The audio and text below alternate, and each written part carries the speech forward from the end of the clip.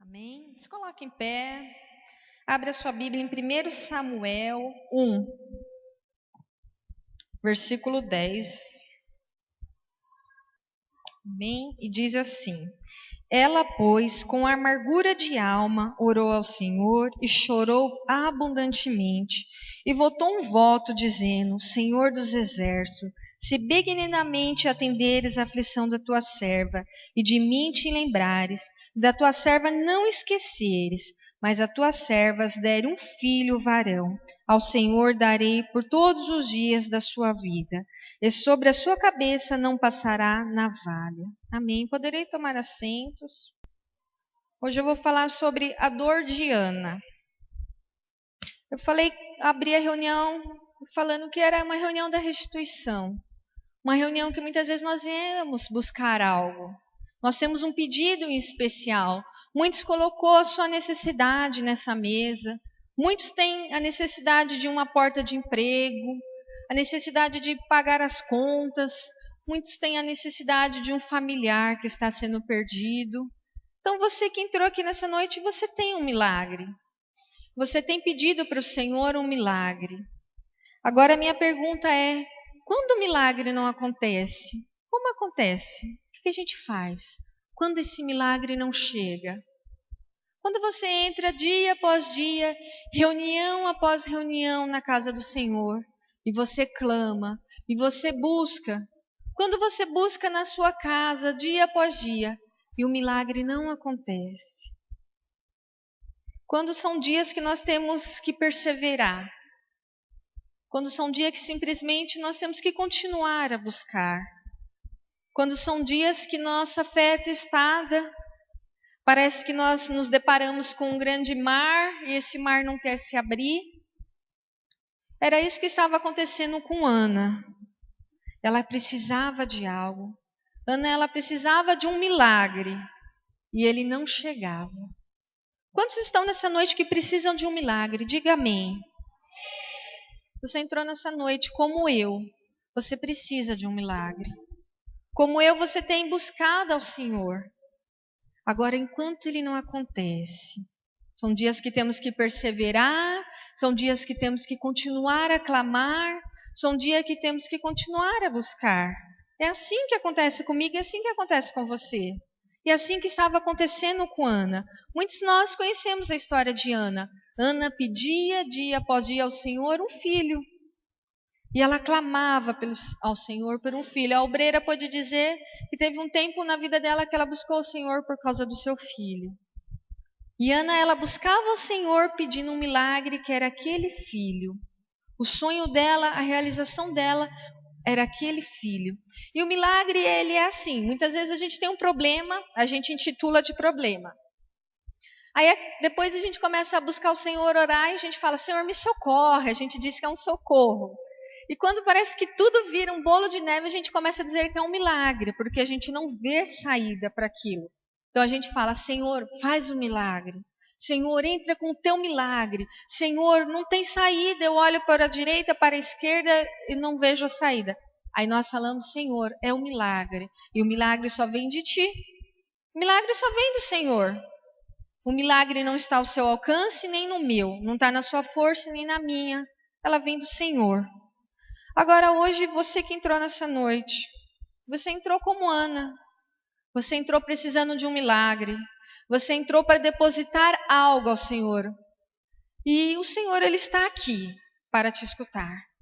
O Senhor, Ele está aqui para ouvir você abrir a sua boca e abrir o seu coração. O Senhor está aqui nessa noite. E você vai buscar ao Senhor. E você vai clamar ao Senhor. E você vai crer que o Senhor vai ouvir a sua oração. Amém? Agora, Ana teve que passar por alguns processos. E o primeiro processo é ser afrontada. Eu digo para você, eu sei o que é ser afrontada. Eu sei o que é ser afrontada pelo inimigo. E você que está aqui, você sabe o que é ser afrontado, não sabe? Você sabe que você acordar de manhã e alguém ir te afrontar. Você sabe o que é a pessoa dizer assim: por que seus filhos estão assim e você está na igreja? Por que você vai à igreja, busca Deus e você não consegue uma porta de emprego? Por que as coisas não acontecem para você? Não é assim? Tem dia que você acorda e parece que vai ser o melhor dia da sua vida. Primeiramente, você vai buscar um pão na padaria e você se encontra com alguém. Aí a pessoa vai te afrontar. Acontece com você? Eu sei o que é ser afrontado e você sabe o que é ser afrontado. Você sabe o que é o inimigo ir te cutucar naquilo que você tem buscado e colocado aos pés do Senhor. Mas parece que o inimigo ele vai te desafiar. Por que todo mundo tem carro e você não tem? Por que você, buscando ao Senhor, você está passando por essa aflição? Parece que as pessoas elas vão para te cutucar. Muitos que estão aqui sabem da história minha e do Marcos, do processo que nós passamos para ter a primeira filha. Então eu digo para você, eu sei o que é ser afrontada, porque eu passei por longos anos sendo afrontada. Nós nos casamos e depois de 2 anos de casado, nós decidimos que teríamos um filho. E, igual eu falei assim, parece que tudo vai sendo caminhando. Então a gente passa um período, você não engravida, você acha tudo bem, acontece. Só que aquilo foi se estendendo. E aquilo de uma simples oração começou a se tornar uma grande oração. De uma simples necessidade que era não conseguir engravidar, se tornou um pedido de um milagre. Então eu sei que é passar 2 anos clamando ao Senhor por algo. Eu sei o que é passar 2 anos buscando do Senhor uma promessa. Eu sei o que é você um dia se arrumar muito bonito, porque eu tinha um casamento. Uma vez eu e o Marcos tínhamos um casamento, nós éramos padrinhos. E eu sei o que é você se arrumar, se olhar no espelho, se maquiar, e você pensar assim, eu vou esquecer dos meus problemas por enquanto. Você também já teve o dia que você falou assim, hoje eu vou acordar e eu quero me esquecer do problema. E eu pensei naquela noite assim, eu vou ser madrinha de casamento, era o casamento da minha cunhada, e nós fomos com a minha cunhada e todas fomos para o salão de cabeleireiro, e estava todo mundo reunido e tira foto. E eu lembro que quando a gente chegou, depois da cerimônia do casamento, aí chegou os tios do Marcos lá na mesa. Você, Marcos, e aí, você não fez filho? Não, você não sabe fazer filho? E a gente passando num processo, tentando ter um filho. Me falaram, e aí, Marcos, você não acerta? Não sabe fazer filho? Foi isso que falaram para o meu marido. Foi isso que falaram para mim. E a vontade que eu tive era ter saído daquele salão, de ter pegado minhas coisas e ir embora. Para mim a festa acabou. Eu só queria por uma noite esquecer do meu problema naquele dia. Só queria por uma noite esquecer que eu não tinha um filho. Nesse processo de ter filhos, muitas amigas minhas engravidaram. Eu ia na loja de bebê, comprava roupa de bebê, eu dava, eu ia no chá de bebê. Então foram anos que eu vi muitas pessoas, os filhos das pessoas estão enormes e eu não tinha tido filho. Eu falava, Senhor, e você que está aqui nessa noite, você sabe o que é chorar. Você sabe como Ana, o que é ter uma amargura de alma, o que é clamar e não acontecer. Você sabe o que é chorar até não te ter mais forças. Você também tem um problema que muitas vezes o dinheiro não compra, uma sabedoria, um bom conselho não resolve, que é só um milagre do Senhor. E eu sei o que é ser afrontado, você sabe o que é ser afrontado. Agora, como Ana orou por um grande período, você também ora por um grande período? Você também tem orado por um grande período? Muitas vezes a gente surge o problema, nós começamos o seguinte, toda vez que eu vou na igreja eu oro por esse problema. Aí você vem à igreja e você ora. Aí depois esse problema não resolve. Aí você começa a orar todos os dias na sua casa. Aí quando você vê, você já está sendo acordado à noite para orar.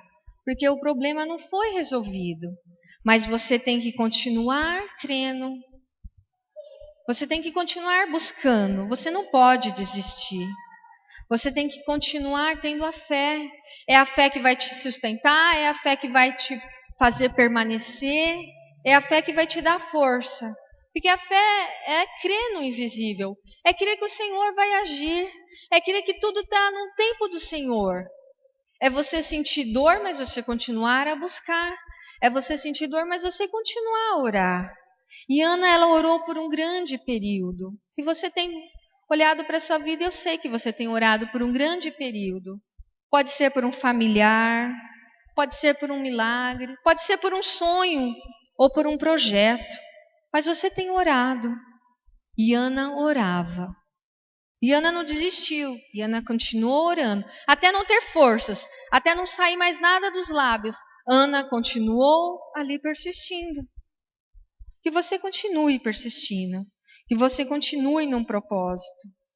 E Ana, ela fez um voto ao Senhor. E eu e o pastor Marcos, nós fizemos um voto assim: Senhor, se o Senhor nos der um filho, se o Senhor abrir o ventre para que gere, nós vamos consagrar as nossas filhas a Ti. Nós vamos fazer as nossas filhas viver na Tua casa, mas viver ensinadas pela Tua palavra, a caminhar na Tua palavra. E vocês veem aqui na igreja que às vezes a gente é dura, né? Junta as meninas e senta elas no lugar e separa e põe uma de cada lado e o Marcos entra no meio.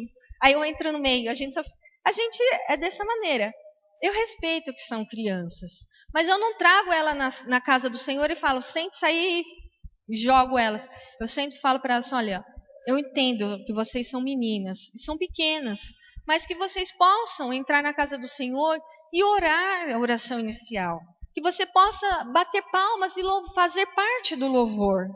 E depois disso você joga o seu joguinho. Então foi o acordo que nós fizemos com elas. Nós falamos assim, olha, então você louve ao Senhor, porque o Senhor te deu fôlego. E depois você joga o seu joguinho. Então nós fizemos um trato. Porque se eu e o Marcos estamos aqui 5 vezes na semana, 5 vezes elas estão conosco. Elas nos acompanham. Eu não posso tirar a infância delas, mas eu não posso deixar de ensinar elas. Eu não posso deixar de corrigir elas. Então elas falam, a gente vai para a igreja, vai ser legal. Eu posso levar o tablet? Pode.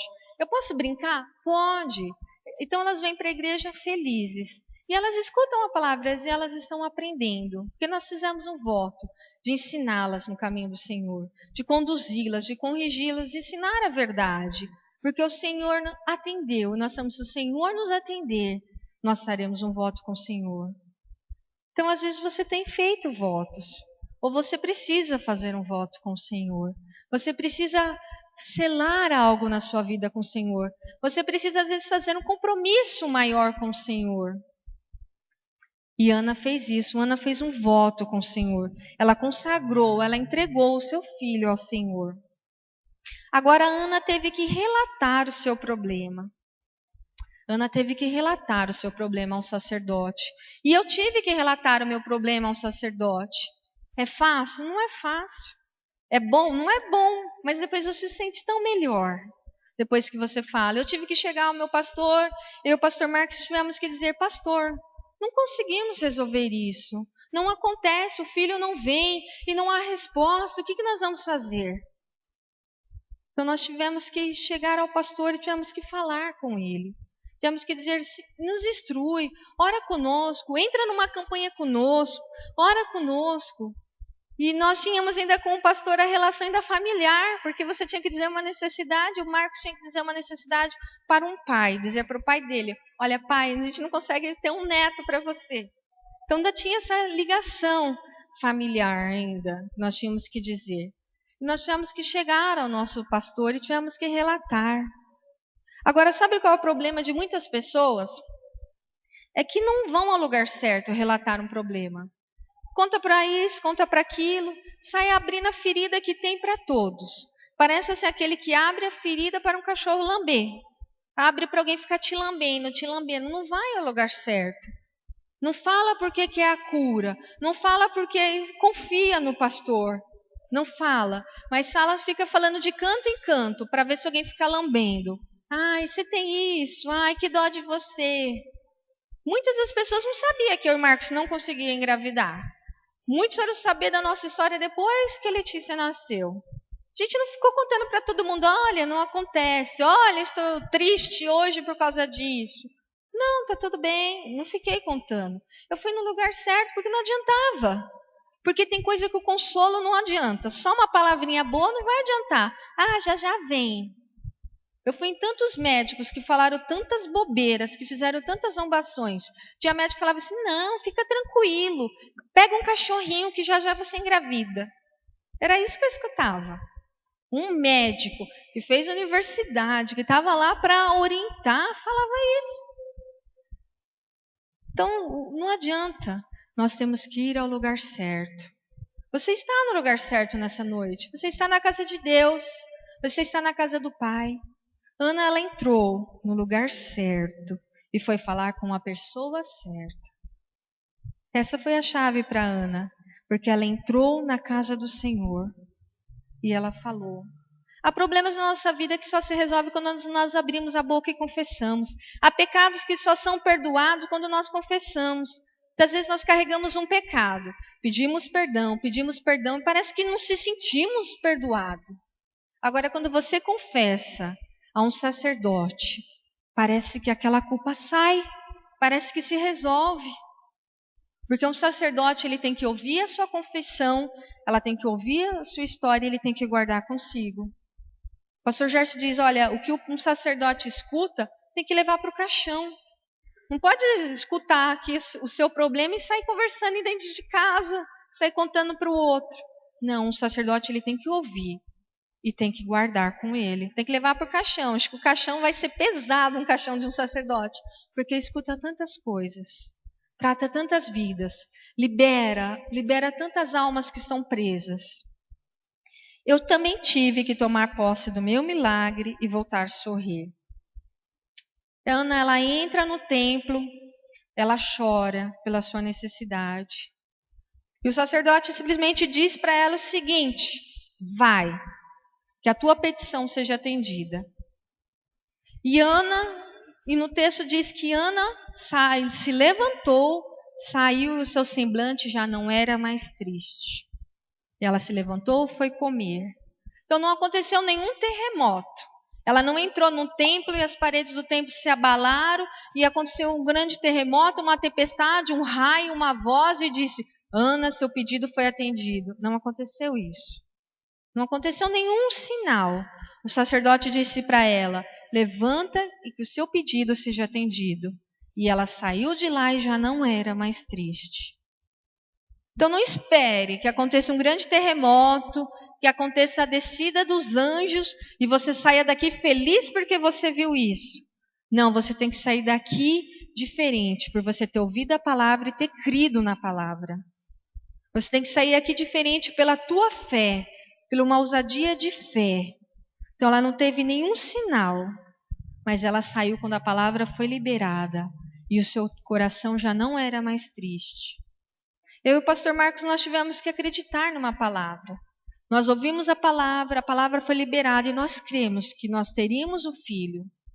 E o nosso pastor falou assim, olha, procure um médico, procure um tratamento. Ele falou assim, olha, se está tudo tão perfeito com vocês, procure um tratamento. E eu passei por um tratamento. E quando eu entrei naquela clínica, a clínica já foi de Deus, porque eu entrei e a clínica ela via a renda familiar para ela poder cobrar o valor que seria o tratamento da mulher. Então, ela via, de acordo com a sua renda, ela cobrava o valor que você podia pagar.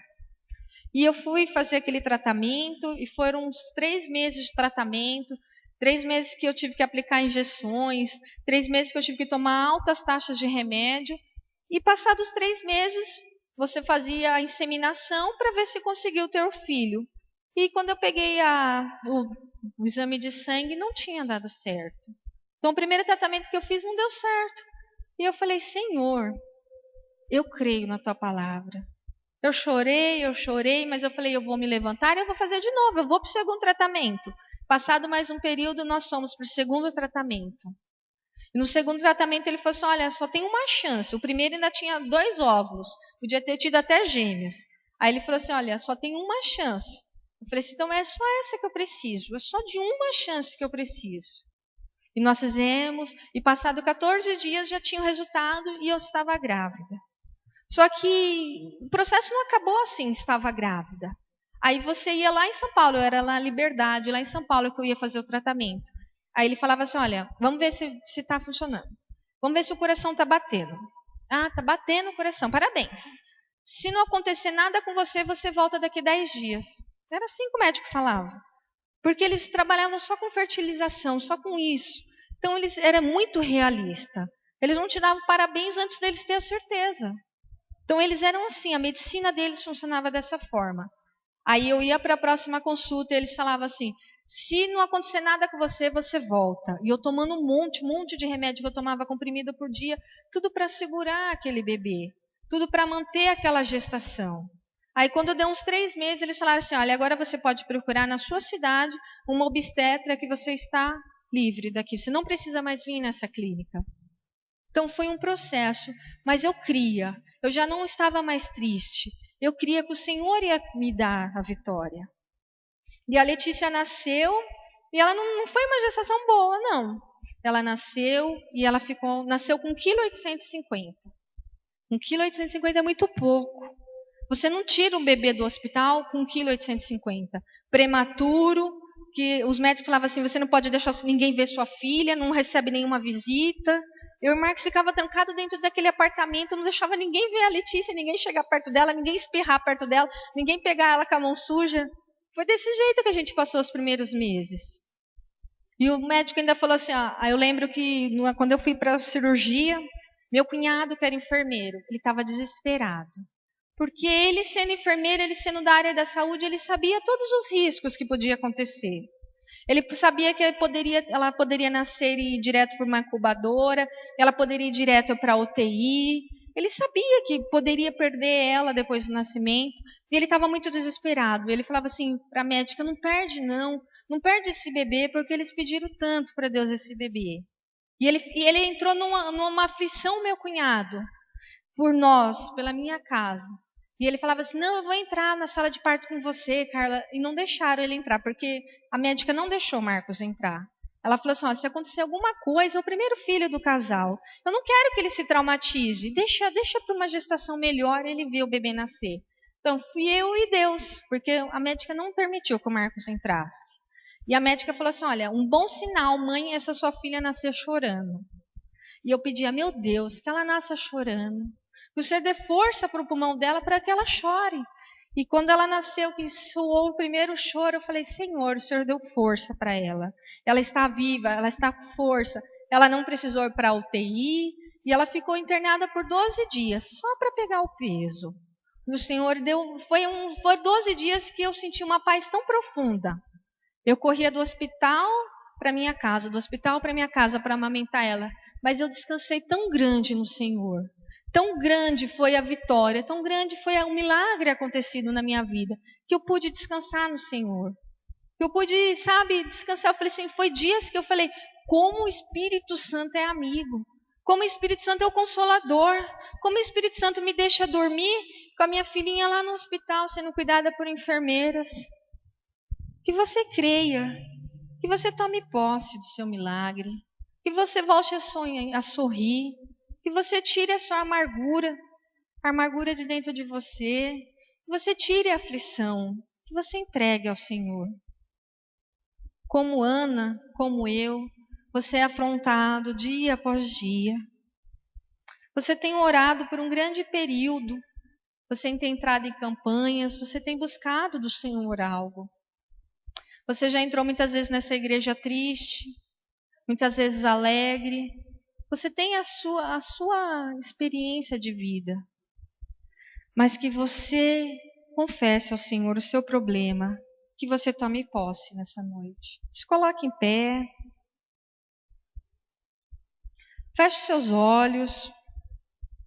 Que você nesse momento você possa orar ao Pai. Você falar ao Senhor, Senhor, eu vim à tua casa porque eu preciso de ti. Eu vim à tua casa porque pela minha força eu não consigo, meu Deus, mas é o Senhor. Que você tenha o seu tempo para falar com o Pai. Você tem o seu tempo para entregar o teu coração ao Senhor. A palavra do Senhor, ela tem que gerar em você uma mudança.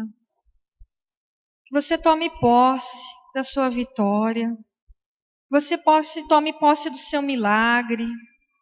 Que você saia dessa noite com um sorriso no rosto, com o seu milagre nos braços. Só o Senhor é Deus, não há impossível para o Senhor. Eu creio que o Senhor ouviu a oração de cada um que está nessa noite, Pai. Eu creio que o Senhor é o Deus que faz milagres. O Senhor é o Deus que faz além do que possamos ver ou imaginar. É o Senhor. O Senhor é o Deus que faz a estéril ter filhos, meu Pai, gerar. O Senhor é Deus que tira a vergonha da nossa afronta e nos coloca sentado entre os maiores dessa terra. É o Senhor, ó Deus. Obrigado, Senhor, porque o Senhor mudou a minha história. Obrigado porque o Senhor tirou a vergonha e me deu filhos, Senhor. Obrigado, Senhor, porque o Senhor é o Deus que muda a história de quem está aqui nessa noite buscando. O Senhor é o Deus que muda a história de quem está aqui crendo que o Senhor é Deus, crendo que a oração foi ouvida, Pai. Amém.